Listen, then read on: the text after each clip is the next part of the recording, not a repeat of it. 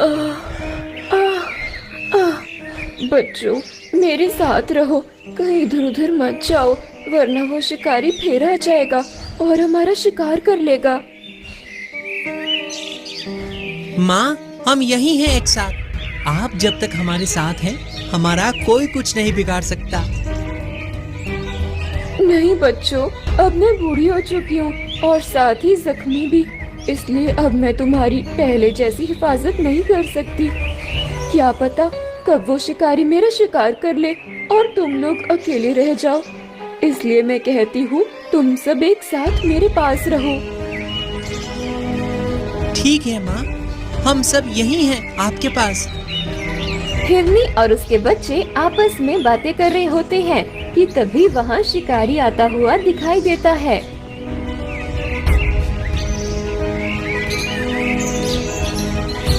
देखो माँ, वो शिकारी फिर आ गया है।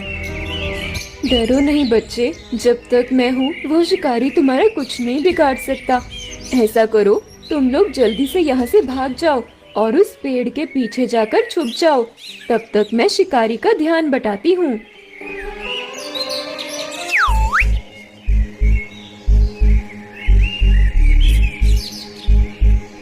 अरे वाह, आज तो ये हिरनी बिल्कुल अकेली है। लगता है इसके बच्चे साथ नहीं है। आज तो मैं इसका शिकार करके ही जाऊंगा।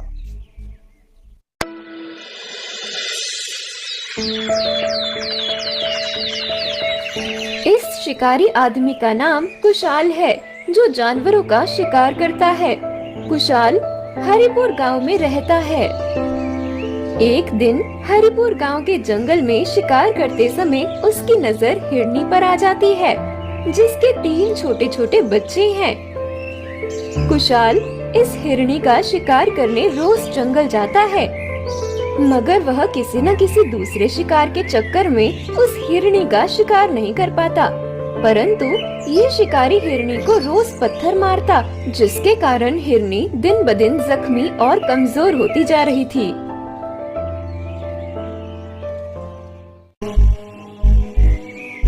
आज तुझे कौन बचाएगा मेरे शिकार से? आज तो तू बिल्कुल अकेली है। तेरे बच्चे भी तेरे साथ नहीं है। आज तो मैं तेरा शिकार करूंगा। कुशाल जैसे ही हिरनी का शिकार करने के लिए हथियार निकालता है, तभी उसे वहाँ पर दूसरा हिरण दिखाई देता है, जो कि उस हिरनी से भी ज्यादा सुंदर रहता है। कुशाल उस हिरण को देखने में खो जाता है कि तभी हिरनी ये देख वहाँ से भागकर जंगल में छुप जाती है और एक बार फिर वह उस शिकारी से बच जाती है।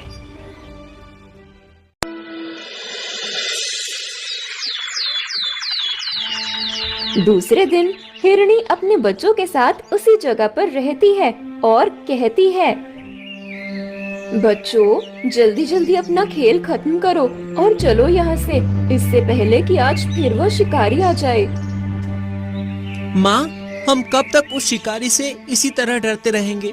कभी ना कभी तो हमें उसके सामने आना ही पड़ेगा ना। बच्चों, तुम्हारी बात बिल्कुल सही है, लेकिन वो शिकारी बहुत खतरनाक है। वो कब से हमारा शिकार करने में लगा है। अगर उसे कल दूसरा हिरण नहीं दिखा होता तो वह मुझे मार देता। माँ, फिर हम इस शिकारी से बचने के लिए क्या करें? पता नहीं बेटा, ये तो मैं भी नहीं बता सकती। माँ, जैसा कि आपने कहा है, हम अभी छोटे हैं, तो वो शिकारी अभी हमारा शिकार नहीं करेगा। वो हमारे बड़े होने का इंतजार कर रहा है, लेकिन अभी वो सिर्फ आपका शिकार करने में लगा हुआ है। तो क्यों ना आप इस जंगल से निकलकर दूसरे जंगल में छुप जाएं? तो वो शिकारी आप तक नहीं पहुंच सकेगा और फिर मौका देते ही हम सब भी आपके पास आ जाएंगे। हिरनी अपने बच्चों की बात मानकर दूसरे जंगल में छुप जाती है।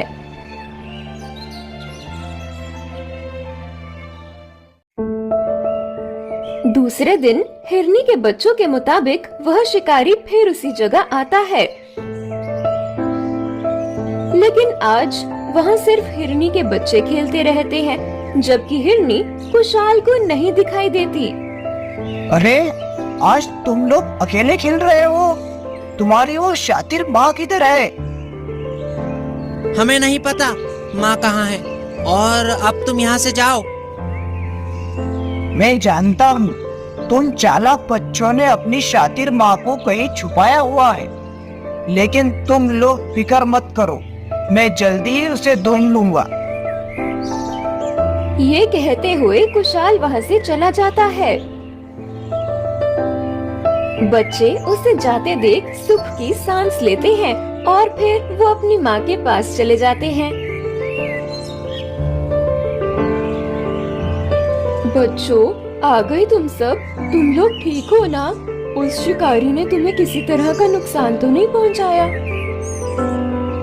हाँ माँ, हम बिल्कुल ठीक हैं, और आज तो हमने उस शिकारी कुशाल को उल्लू बना दिया। हिरनी अपने बच्चों की बात सुनकर बहुत खुश होती है, फिर उनके साथ खेलने लगती है।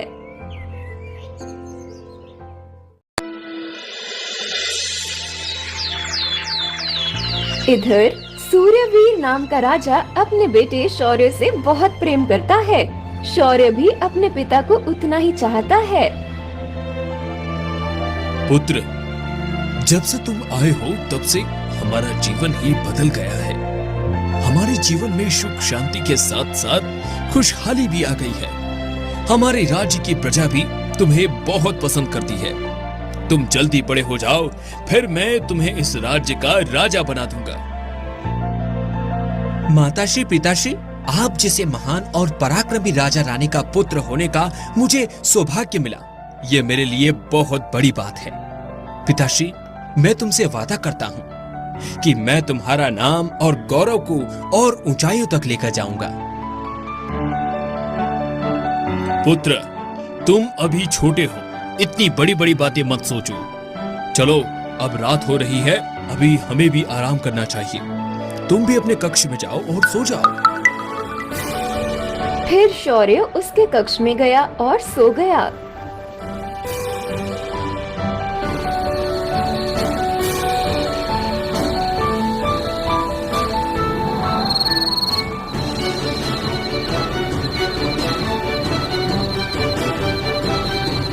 उसी रात अचानक से एक सांप महाराज सूर्यवीर के पास आ जाता है और उन्हें काट लेता है।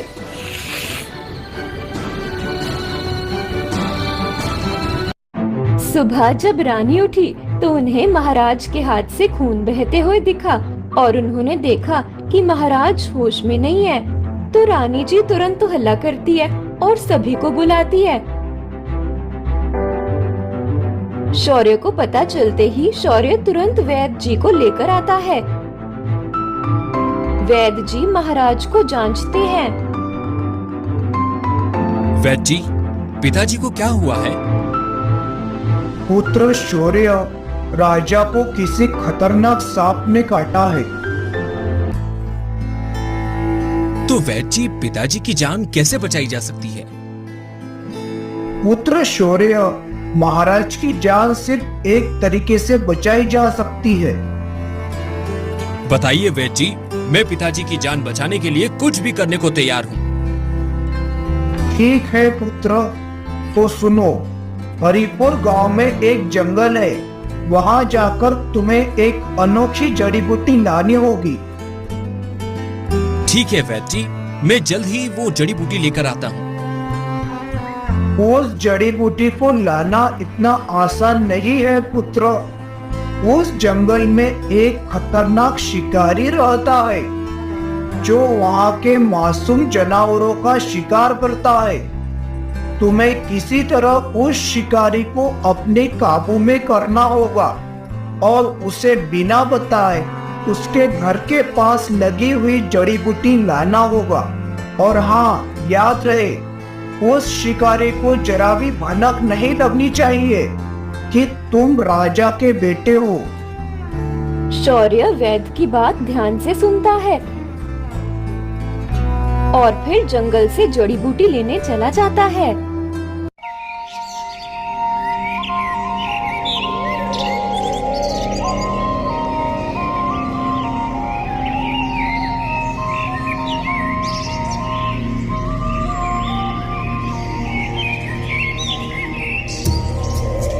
वैद्य जी के मुताबिक यही वो जंगल है जहाँ वो जड़ी बूटी मिलेगी, मगर कहाँ?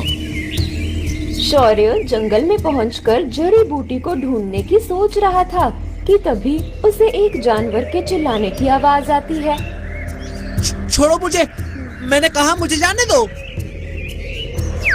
शौर्य उस आवाज का पीछा करता है और करीब जाकर देखता है। छोड़ो मुझे, मैंने कहा मुझे जाने दो। इतनी आसानी से अब मैं तुमको नहीं जाने दूंगा। याद है ना तुम्हारे उस बेचारी माँ का मैंने कैसे शिकार किया था? छोड़ो इसे, तुम्हें शर्म आनी चाहिए एक मासूम जानवर का शिकार करते हुए। लड़के, कौन है तू और यहाँ क्या कर रहा है? ये मेरा जंगल है और यहाँ के जानवर मेरे हैं, मेरी मर्जी, मैं इनके साथ कुछ भी करूँ। कुशाल ये कहते हुए जैसे ही अपना हथियार उस मासूम हिरण पर चलाता है, तभी शौर्य तेजी से अपने हथियार से कुशाल पर वार कर देता है और कुशाल वहीं दर्द से गिर जाता है। ये देख वह मासूम हिरण वहाँ से भाग जाता है। तुम जो कोई भी हो, यहाँ से चले जाओ, ये मेरा इलाका है। तुम्हें शर्म आनी चाहिए इन मासूम जानवरों का शिकार करते हुए, लेकिन अब तुम ऐसा नहीं कर पाओगे क्योंकि अब मैं तुम्हें अपने साथ लेकर जाऊंगा, लेकिन उससे पहले एक जरूरी काम कर लूं। शौर्य ये कहकर उस शिकारी के घर की तरफ जाता है और चुपचाप जड़ी बूटी तोड़ लेता है। फिर शिकारी को अपने महल ले जाकर कैद कर लेता है।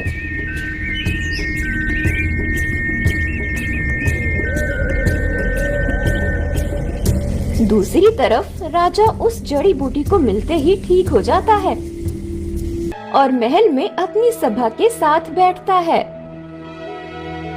पुत्र शौर्य, मुझे गर्व है कि तुमने मेरी जान बचाई और साथ ही उन मासूम जानवरों की भी।